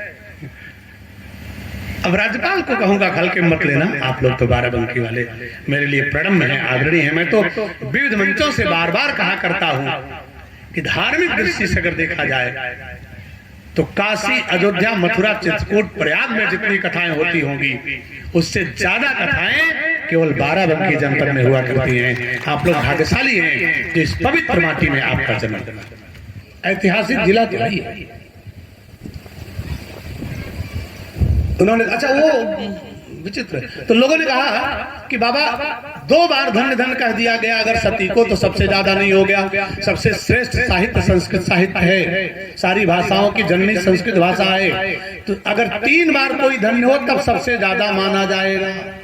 2 बार धन्य तो सीमित हो गया, 3 बार धन्य कौन है? बाबा तुलसी ने कहा जो भगवान के चरणों में, भगवान की कथा में मन लगाए वो 1 बार धन्य है, लेकिन जो भगवान की कथा समाज को सुनवाने की व्यवस्था कर दे वो 2 बार धन्य है, औरों के लिए जो कथा की व्यवस्था कर दे वो 2 बार धन्य है, लेकिन कथा को सुन करके जो उपदेश को जीवन में उतार ले वो 3 बार धन्य है। एक वचन द्विवचन बहुवचन, वो 3 बार को बहुवचन मान लिया गया संस्कृत में। वो कौन है? यद्यपि पार्वती के लिए भी एक जगह 3 बार धन्य धन्य धन्य आया है, लेकिन जरा उधर के एक व्यक्ति को देख लिया जाए। जब कुंभकर्ण ने अपने छोटे भाई विभीषण को राम की ओर देखा, युद्ध क्षेत्र में राम की शरण में देखा, तब युद्ध क्षेत्र में अपने भाई को धन्य धन्य करके कुंभकर्ण चिल्लाया। बाबा तुलसी ने लिखा, शंकर जी ने मोहर लगाया कि धन्य धन्य तुम धन्य विभीषण भयउ तात निशिचर कुल भूषण, धन्य धन्य तुम। विभीषण को 3 बार धन्य कह दिया गया। कहा क्यों? कहा कि हनुमान जी से कथा सुनने के बाद विभीषण ने कथा को जीवन में उतारा और एक प्रवचन हनुमान जी ने सुनाया था, विभीषण राम की शरण में पहुंच गया। ये असर होता है प्रवचन का।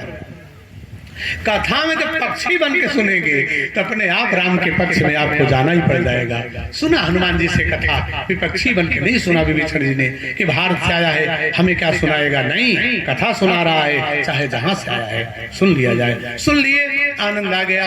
3 बार धन्य हो गए और 3 बार को ही संस्कृत साहित्य में बहुत बार माना जाता है। अच्छा, संजोग ही था कि संपूर्णानंद संस्कृत विश्वविद्यालय के दीक्षांत समारोह में गया। पूर्वांचल वाले, जौनपुर वाले तो सहन कर लिए थे, उस राज्यपाल को कुछ इधर उधर नहीं किए। लेकिन जब संपूर्णानंद संस्कृत विद्यालय में विश्वविद्यालय के दीक्षांत समारोह में पहुंचे वो महापुरुष जो टीबी राजेश्वर राव, तो वहां भी यही बोल दिया बेवकूफ ने। वो कह दिया, कहा संस्कृत बैलगाड़ी के जमाने की भाषा है, इसको पढ़ने से देश के नौजवानों का विकास नहीं हो सकता है। उठा के कुर्सियां फेंकना शुरू किया।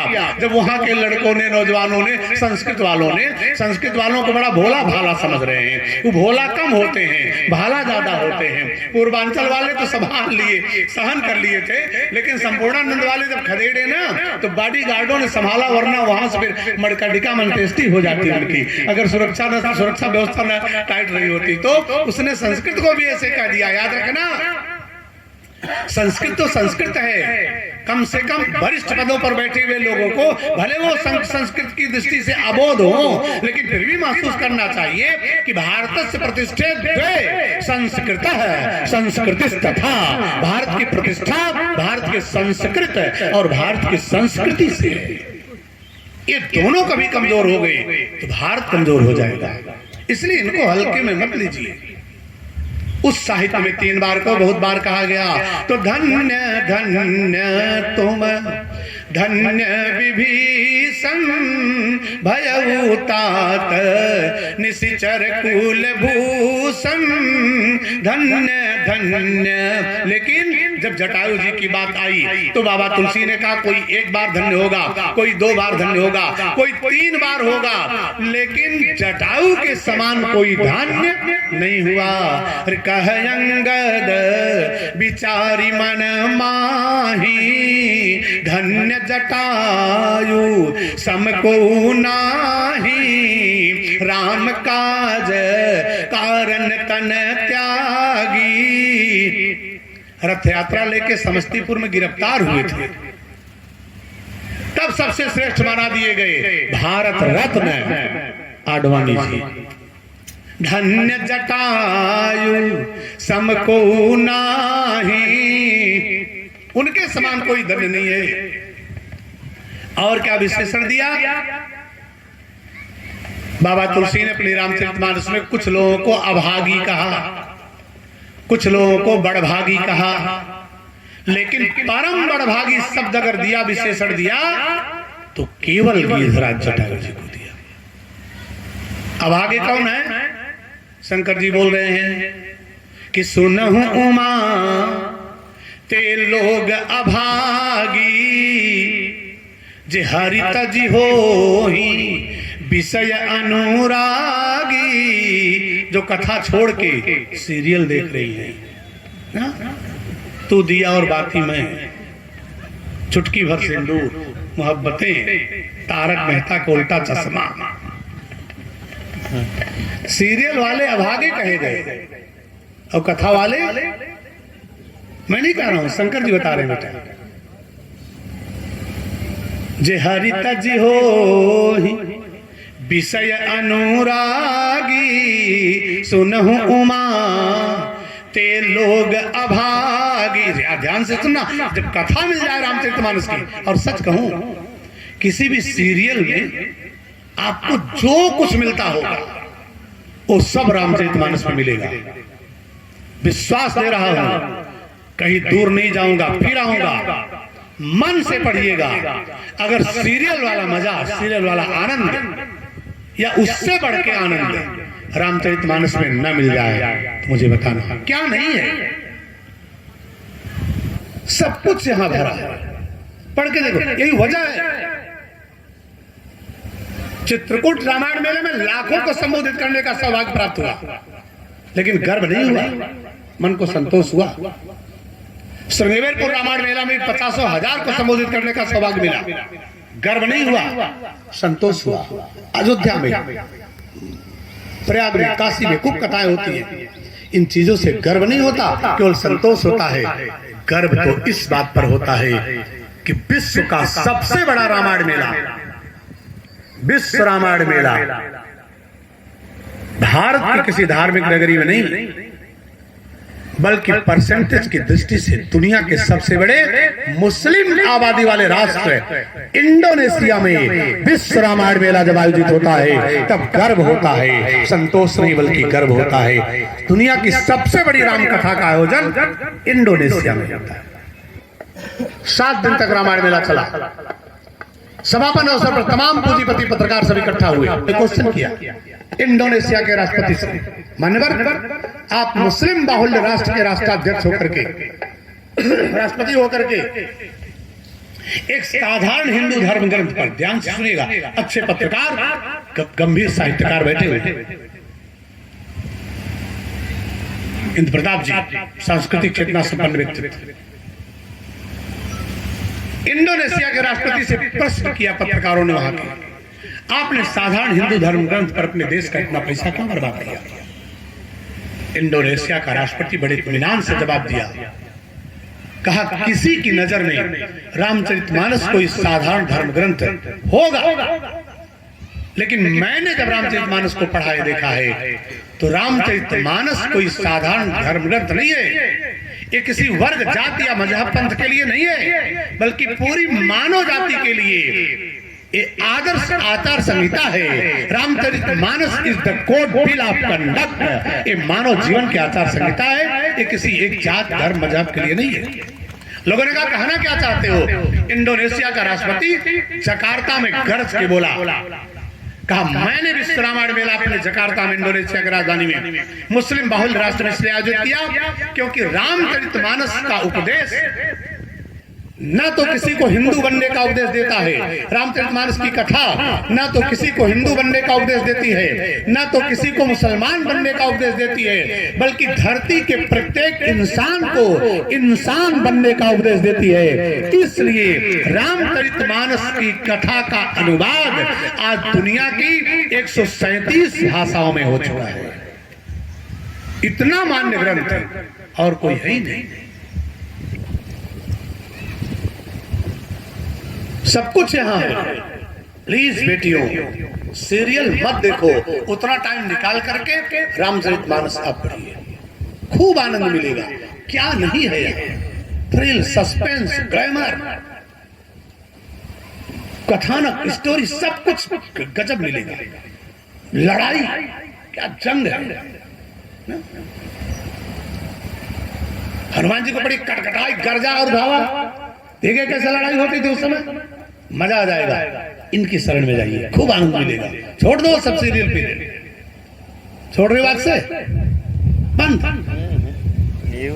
देखो जब मैं सीरियल की चर्चा की ना, तुम्हारी ओर लग के बच्चे देख के ना, बच्चियां हंस रही थी, इसलिए तुम शायद देखती हो ज्यादा, इसलिए सावधान हो जाओ, ये सब चक्कर में मत पड़ो। रामचरितमानस पढ़ो, जीवन सुधर जाएगा। तो पार्वती से शंकर भगवान बोले कि सुनहु उमा ते लोग अभागी। कौन अभागे हैं?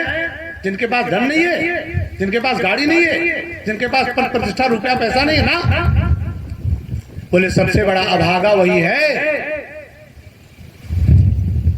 जिसने अपने जीवन में भगवान को छोड़ करके केवल विषयों में मन लगाया। आपके पास भी तो पैसा है, गाड़ी है, रेपुटेशन है ना, भगवान ने दिया है, लेकिन इसके बाद भी कथा में कितने मन से आप बैठे हैं। वो होना बुरा नहीं है। सोने का महल तो रामो जी के पास था, उसमें क्या प्रॉब्लम है ना? क्या गजब की मड़िया सीता जी बांधती थी, माड़ी के मारे का तो क्यों बोली सब एक से माड़िक मरकत कुलिस पिरोजा, चीर कोरी रच पचे सरोजा। माड़िक मड़ी, मरकत मड़ी, कुलिस मड़ी, पिरोजा, हम खाली हीरा पहन के प्राउड करते हैं उनके पास। माड़िक मरकत कुलिस पिरोजा, चीर कोरी रच पचे सरोजा। हरित मड़िन का तमाम संपत्ति वहां भी भरी है। संपत्ति से कोई परहेज नहीं, लेकिन संपत्ति के चक्कर में भगवान को भूल जाना वही अभागा है। शंकर जी बोलते हैं कि सुनहु उमा ते लोग अभागी, जे हरि तज होई विषय अनुरागी। और कौन अभागा है? अरे बड़ भागी बन अवध अभागी, बड़ भागी बन अवध अभागी। जे रघुबीर तिलक तुम त्यागी। जब राम को त्याग दिया तो अयोध्या भी बड़ अभागी हो गई। वही अभागी है। राम के भक्त को त्याग दिया तो रावण अभागा हो गया। रावण को अभी तक बाबा तुलसी ने बहुत कुछ लिखा था, लेकिन जब तक विभीषण को नहीं त्यागा तब तक अभागा नहीं लिखा था। लेकिन जब विभीषण को त्याग दिया, भगवान के भक्त को त्याग दिया, अपने भाई को त्याग दिया, तब बाबा ने कहा कि अब यह अभागा हो गया। अरे रावण जब ही विभीषण त्यागा, तो भयउ विभव बिन तब ही अभागा। ये सब अभागे। और बड़भागी कौन है? बोले बड़भागी बन, वो बड़भागी है जिसने राम को अपना लिया। अयोध्या तो अभागी हो गई जो राम को वनवासी बना दिया। और कौन बड़भागी है? धन्य लक्ष्मण बड़भागी, राम पदारविंद अनुरागी। बड़भागी अंगद हनुमाना, चरण कमल चापत विधि नाना। बड़भागी, ये सब बड़भागी है। अंगद बड़भागी, हनुमान जी बड़भागी, लक्ष्मण बड़भागी, भक्त लोग बड़भागी, वन भी बड़भागी, लेकिन परम बड़भागी, परम बड़भागी ना हनुमान, ना लक्ष्मण, ना अंगद, ना भरत, कोई नहीं। परम बड़भागी कौन हुआ? बोले राम काज कारण तन त्यागी, हरिपुर गयऊ परम बड़ भागी। हरिपुर गयऊ, गिरिराज जटायु जी इकलौते वो पात्र हैं जो परम बड़भागी कहे। परम बड़भागी अगर हैं, सबको ओवरटेक किया उन्होंने, सबको पीछे छोड़ दिया। तब अंगद ने संपाति के सामने चौपाई कही। कब कहा? जब संपाति ने, अच्छा ये संपाति ने सीता की खोज में जब सारे बंदर भालू गए तो संपाति ने देखा एक जगह बेचारे गिरे पड़े थे। संपाति ने देखा इतने बंदर मेरी ओर आ रहे हैं, गुफा की ओर आ रहे हैं। जिस गुफा में संपाति जी पड़े थे, संपाति गिरिराज जटायु जी के बड़े भाई थे, ये वही गुफा में पड़े थे।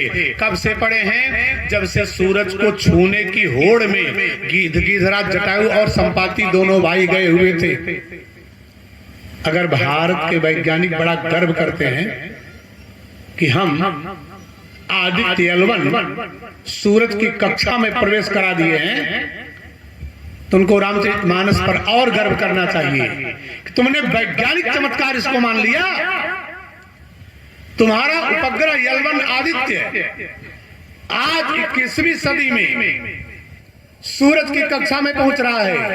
हमारा संत संपाति लाखों साल पहले सूरज के और नजदीक जाकर के सुरक्षित लौटाया है। गर्व तो इस बात पर होना चाहिए।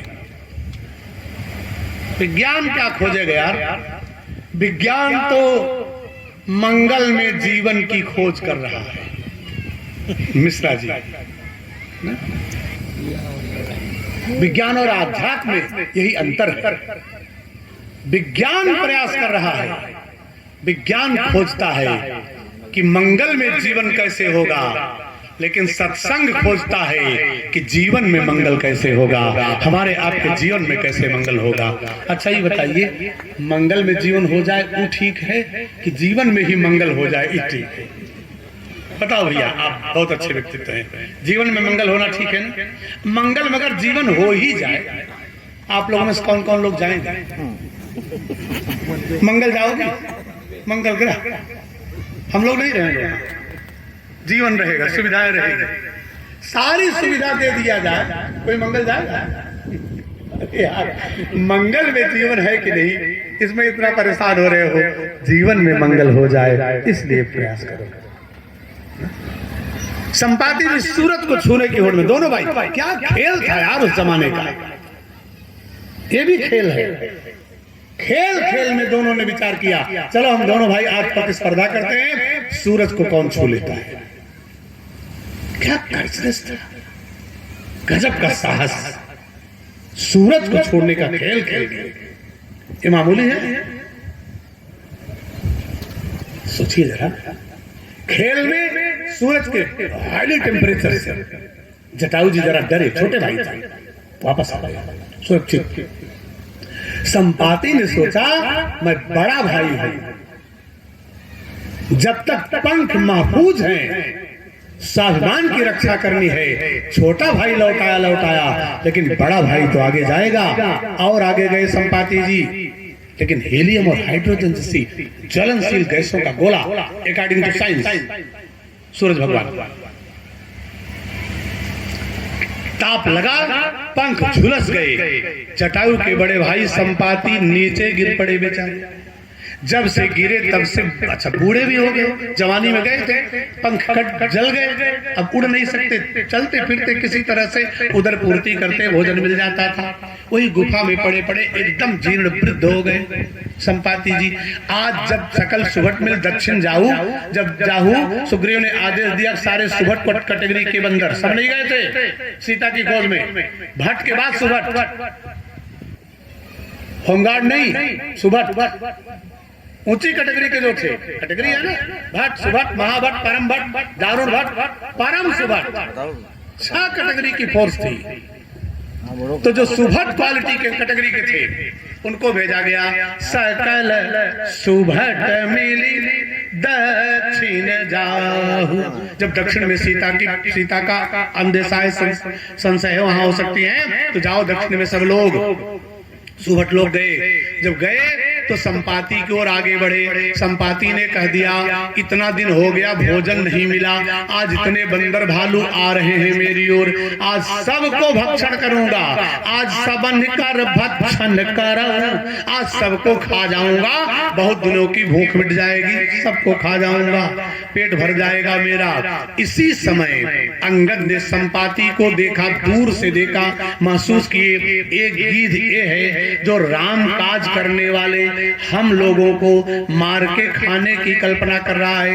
एक गिद्ध वो भी थे जो राम काज करते हुए अपने प्राणों की आहुति दे दिए। यहाँ एक सूत्र और मिलता है, अच्छे श्रोता बैठे समझ ले, एक सूत्र और मिलता है, किसी ने कोई अच्छा काम किया है तो उसके सामने उसकी तारीफ करें या न करें वो जरूरी नहीं है, लेकिन किसी ने कोई अच्छा काम किया है तो समय आने पर किसी के सामने उसकी प्रशंसा अवश्य करनी चाहिए। केवल अंगद ने जटायु की प्रशंसा कर दिया, सारी बांदी बटालियन का प्राण बच गया, वरना संपाति किसी को नहीं छोड़ते। प्रशंसा कर दिया। संपाति ने कहा सबको खाऊंगा, कमान आओ जरा नजदीक आओ, सबको खाऊंगा, छोड़ूंगा नहीं। अंगद बोले, कहे अंगद विचारी मन माही, एक है जो हम लोगों को मार के खाने की बात कर रहा है, एक वो था धन्य जटायु सम को नाही, बोले राम काज कारण तन त्यागी, हरिपुर गए परम बड़ भागी, वो तो परम बड़ भागी होकर के भगवान के धाम चले गए, वो धन्य है। एक गिद्ध ये भी है जो हम लोगों को, जो राम के काम के लिए आगे बढ़े हैं, हमको ही मार के खाने की बातें कर रहा है, ये भी गजब गीत है। संपाति जी के सामने जब प्रशंसा हुई तो जैसे जटायु शब्द सुना, संपाति ने हृदय गदगद हो गया, आंखों से आंसू छलक गए। एकदम रोमानिया पुलकित हो गई। रोते रोते संपाति ने कहा, बंदर जरा नजदीक आओ, अभी अभी तुमने जिसका नाम लिया है ना, वो मेरा छोटा भाई है। बहुत दिन हो गया सूरज को छूने की होड़ में, उस प्रतिस्पर्धा में हम दोनों भाई निकले थे। वो लौट आया था, मैं भी सुरक्षित होता तो जरूर उसको पाता, अपने छोटे भैया को। लेकिन आज तक मेरे पंख जल गए, मैं यहाँ गिरा हूँ, तब से आज तक मेरा छोटा भैया मुझे मिला नहीं। अगर तुम बंदर उसका नाम ले रहे हो तो जरूर मेरे छोटे भाई जटायु को तुम जानते हो, मुझे उसके पास पहुंचा दो। बहुत समय बीत गया, मैं अपने छोटे भाई जटायु को कलेजे से लगा के अंक भर के एक बार भेंट लूं। मेरा भैया तब से मुझसे बिछड़ा है, आज तक मुझे नहीं मिला, उसे मिला दो। तुम उनको जानते हो? अंगद जी ने लंबी सांस लेकर कहा, जानता तो हूं, लेकिन अब वो है नहीं दुनिया में। अपने भारत का गिद्ध था वो, रो पड़ा भाई के लिए। अंगद से बोला, कहा मुझे एक मेरी मदद कर दो। तुम लोग जिस काम के लिए निकले हो उस काम में मैं तुम्हारी मदद कर दे रहा हूं पहले, लेकिन मेरी थोड़ी सी मदद कर दो, नजदीक आ जाओ। संपाति ने कहा नजदीक आ जाओ। अंगद ने कहा मुझे डर लग रहा है, तुम हमें खा जाओ।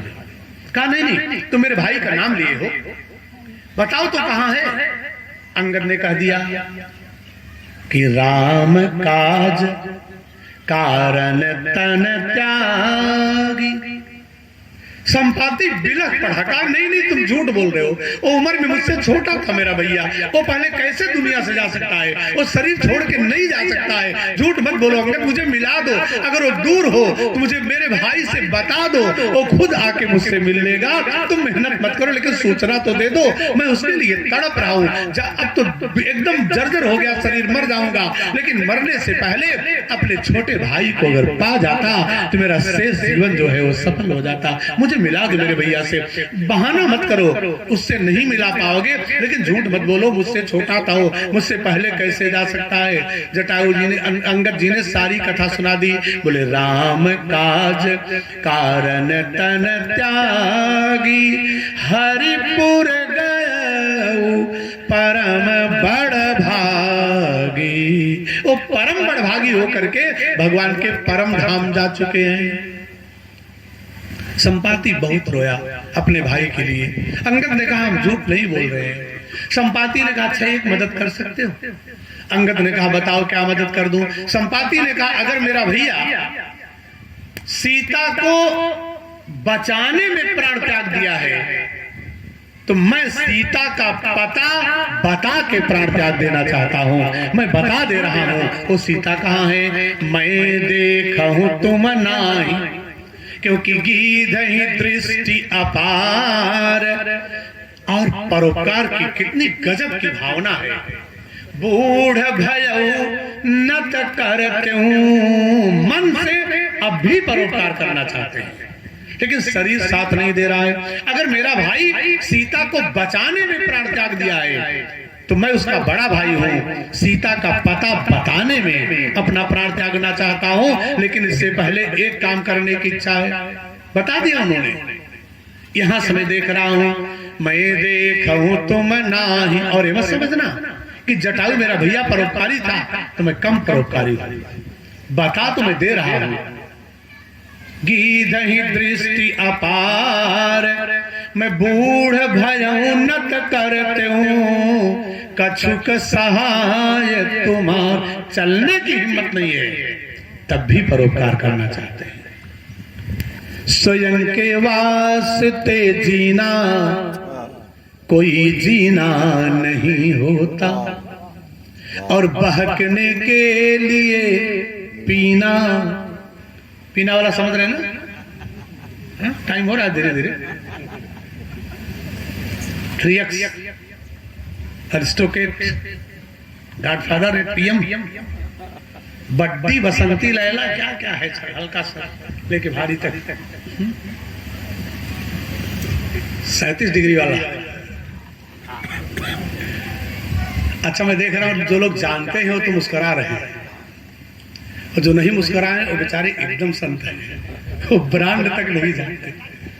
शायर ने कहा कि स्वयं के वास्ते जीना कोई जीना नहीं होता, और बहकने के लिए पीना कोई पीना नहीं होता। जमाना कह रहा हमसे जियो खुद और जीने दो, हमेशा स्वार्थ में जीना कोई जीना नहीं होता, हमेशा स्वार्थ में जीना कोई जीना नहीं होता। रविंद्र जी पांडे जी तमाम बिंदुओं पर आप बढ़िया चिंतन अपना रखते हैं। जरा सोचिए, बड़े बड़े संतों में क्या संत का गुण धर्म लक्षण भी है? संत कौन है?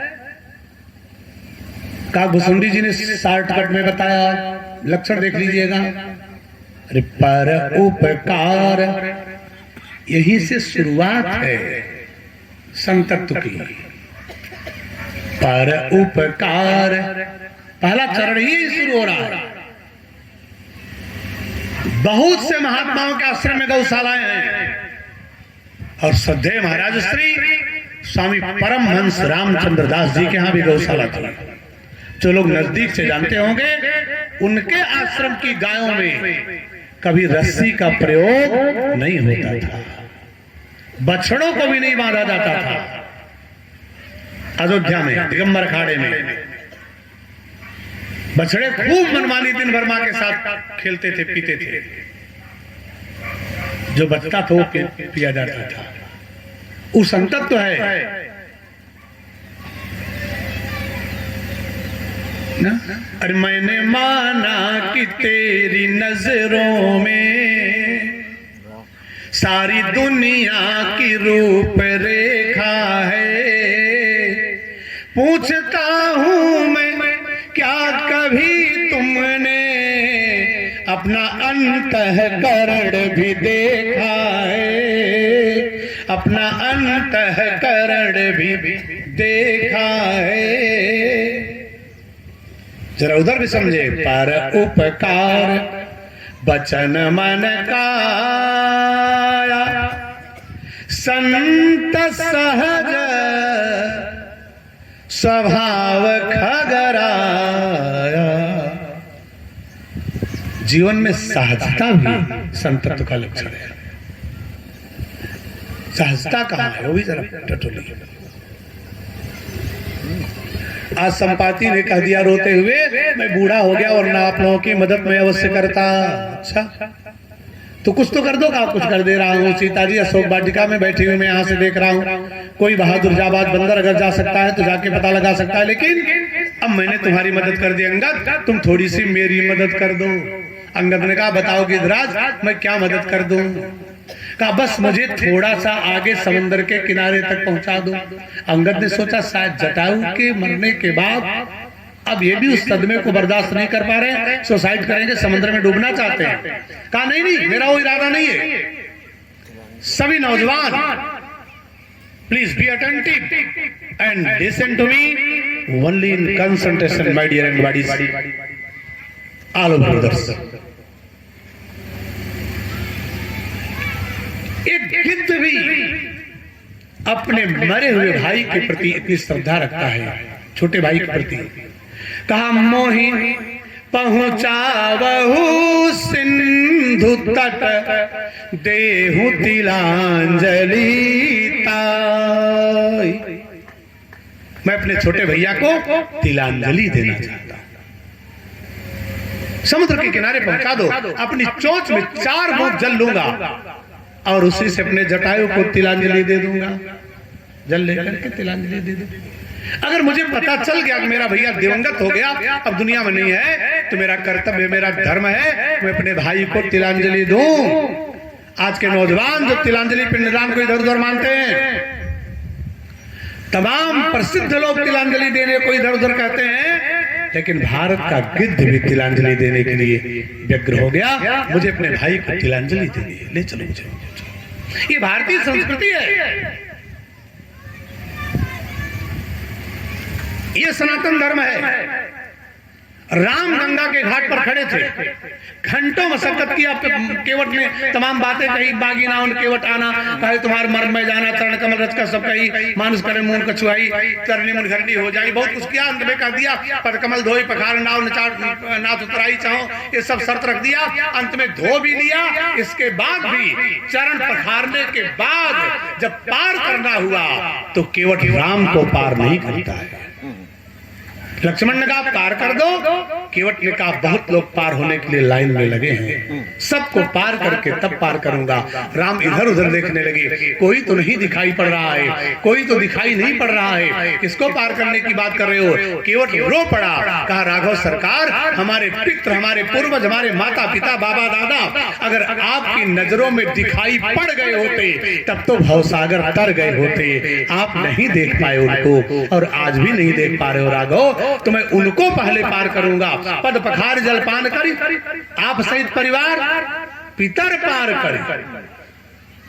नौजवान समझे इस बात को, राम को भी पार करने से पहले कहा पितरों को पार करूंगा। आपका चरणामृत मिल गया है, इसी से तिलांजलि दूंगा, पितृ पार हो जाएंगे। लक्ष्मण ने कहा केवट समझ नहीं रहे हो, भगवान सामने खड़े हैं और तुम माता पिता की बात करते हो। केवट ने कह दिया लक्ष्मण जी, भारत के नौजवानों को संदेश दे देना चाहता हूं कि जब भगवान परम पिता और अपने पिता दोनों एक साथ मिल जाए तो पिता की सेवा पहले करनी चाहिए, परम पिता की ओर बाद में ध्यान देना चाहिए। मातृ देवो भव, पितृ देवो भव, अतिथि देवो भव, आचार्य देवो भव। कब राम पितर पार करी प्रभु ही पुनी, पहले पितरों को पार किया। औरंगजेब अपने बूढ़े बाप को जेल की सलाखों में डाल दिया था। एक सुराही पानी रोज पीने को देता था। जेठ की दोपहर थी, सुराही का पानी उस बूढ़े बाप के हाथ से उठाते समय हाथ कांप गया, सुराही गिर गई, टूट गया सुराही, सुराही टूट गई, पानी गिर गया। जेठ की दोपहरी में 12 बजे चिल्लाया, सिपाहियों को बुलाया। औरंगजेब का बूढ़ा बाप सिंहासन छीन लिया, बाप को जेल में डालकर, कैद में डालकर चिल्लाया, कहा सिपाहियों बहुत प्यास लगी है, सुबह तुमने जो सुराही का पानी दिया था सुराही टूट गई, पानी गिर गया, बहुत प्यास लगी है। सिपाहियों ने कहा जब तक आलम पना का हुक्म नहीं होगा तब तक बूढ़े तुम्हें पानी नहीं दिया जाएगा। रोते हुए एक उम्मीद से कह दिया, भले सिंहासन के चक्कर में मेरा बेटा मुझे जेल में डाल दिया है, कैद में रख दिया है, लेकिन अपने बाप को पानी तो देगा, चाहो पूछ लो, वो जरूर पिलाएगा मुझे पानी। सिपाही गए, औरंगजेब बोला, कहा उस बुढ़े को तड़पा के मारने का मौका बढ़िया है, ले जाओ शीशे के गिलास में एक गिलास पानी जेल की सलाखों के अंदर डालना, जब वो बूढ़ा पानी पीने के लिए हाथ आगे बढ़ाए तो गिलास के पानी को पीछे करना। पानी देख करके प्यासे व्यक्ति की प्यास और तड़प जाती है, जब छटपटाएगा प्यास से तो मूर्छित होकर जमीन पर गिर जाएगा, उसके ऊपर पानी के छींटे मारना, लेकिन संभालना, उसके मुंह में एक बूंद पानी नहीं जाना चाहिए। जब तड़प के मर जाएगा कहानी खत्म हो जाएगी। वही किया सिपाहियों ने, ले गए ठंडा पानी गिलास का। औरंगजेब का बूढ़ा बाप दौड़ के हाथ बढ़ाया, कहा जरूर मेरा बेटा है, कुछ भी हो बूढ़े बाप को पानी तो देगा। लेना चाहता था, सिपाही हंसते हुए गिलास को पीछे कर लिए, छटपटा गया, बाप दे दो सिपाहियों, मत तड़पाओ, पानी के लिए हालत सूख रहा है, प्यास से तड़प रहा हूं, क्यों मजाक करते हो, दे दो पानी मुझे पिला दो। कहते कहते चिल्लाते चिल्लाते जब जमीन पर गिर पड़ा औरंगजेब का बूढ़ा बाप तो तड़प के चिल्लाता रह गया। पानी के छींटे उसके शरीर पर सिपाहियों ने मारे, लेकिन मुंह में एक बूंद पानी नहीं जाने दिया। चिल्ला के तड़प तड़प के मरते मरते कुहनी के बल घिसट के पश्चिम की ओर मुंह किया और चिल्ला के पुकारा अल्लाह ताला को, खुदाबंद करीम रहमतुल्लाह सल्लल्लाहु अलैहि वसल्लम तेरी रहमत से अदना भी आला हो जाता है। एक बूढ़ा बाप चिल्ला के तुमसे रहमत की भीख मांगता है। सिपाहियों ने कहा मांगते क्या हो अल्लाह ताला से? रो के बूढ़ा बाप बोला, कहा परमात्मा मेरे परवरदिगारे आलम खुदाबंद करीम एक मेहरबानी करना, अगर फिर से कभी धरती पर जन्म हो तो कृपा करके किसी हिंदू परिवार में मुझे जन्म दे देना। लोगों ने पूछा हिंदू परिवार में जन्म लेने की बात क्यों करता है? अरे उसने कहा धिक्कार है ऐसी संस्कृति को जिसमें जिंदा बाप को पानी के लिए तड़पा तड़पा के मारा जा रहा है। अरे धन्य है भारत की सनातन हिंदू संस्कृति जिसमें मरे हुए बाप को भी बरसों तक हम पानी दिया करते हैं। पितृपक्ष में मरे हुए माता पिता को हम पानी देते हैं, जिंदा बाप को पानी नहीं दे रहा। यहां तो मर गए तब भी हमने पानी दिया, बरसों पानी दिया। संस्कृति कहती है पितृ ऋण से उऋण होने के लिए प्रतिदिन दक्षिण तरफ मुंह करके पितरों के नाम पर पितृ तीर्थ से 3 अंजलि जल अब भी देना चाहिए, जिनके माता पिता नहीं है दुनिया में। एक गिद्ध भी अपने भाई को तिलांजलि देना चाहता है। सोचिए, ले गए अंगद जी, तिलांजलि दिया, फिर पूछा कैसे मेरा भैया दुनिया से चला गया, बता दो बंदर। अंगद ने कहा बता देता हूं पूरी कहानी। सीता हरण के बाद जटायु जी का जो संघर्ष रावण से हुआ, जो त्याग उनके जीवन का हुआ, उस सारी कथा अंगद जी ने संपाति को सुना दिया। हम भी आपको सुना देंगे, लेकिन रात में। कथा बढ़िया है, उसको रात में, क्योंकि समय बहुत हो गया ना, आरती भी आ गई, प्रसाद भी आ गया। अब अगर कोई धीरे से इशारा करे कि टाइम हो गया, तो मैं समझता हूं कि बर्खास्त होने से पहले इस्तीफा दे देने में इज्जत बची रहती है। हो गया, टाइम ज्यादा हो गया, अब बंद कर दीजिए या लिख के कोई दे दे। नाम संकीर्तन करेंगे, बिंदु आपके ध्यान में रहे। अगर अच्छा लगा हो तो रात्रिकालीन सभा में सबके प्राणपति, सबके प्राणपति, किस विध मिलो दया में, किस विध मिलो दया में, तुमको मैं तुम्हारी। ओ जय जगदीश हरि।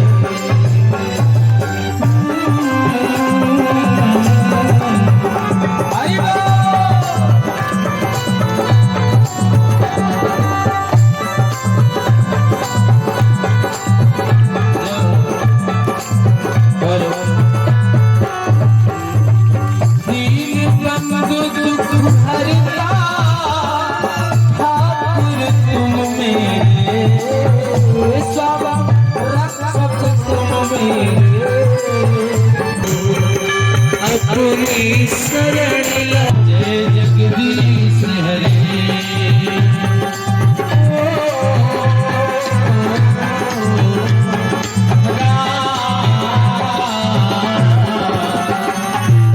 विषय विकार मिटाओ, पाप हरो देवा, मैं कष्ट हरो देवा, भक्ति बढ़ाओ, सही सेवा। जय जगदीश हरि। करके सभी लोग बोलेंगे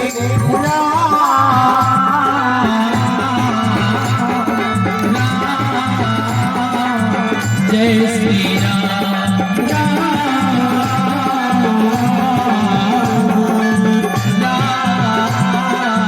जय श्री राम। तन मन धन जो कुछ है स्वामी, सब कुछ है तेरा, सब कुछ है तेरा,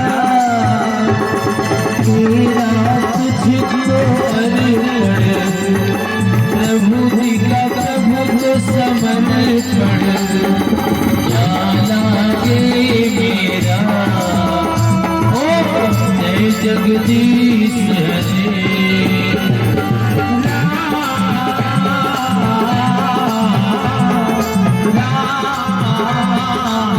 जय श्री राम।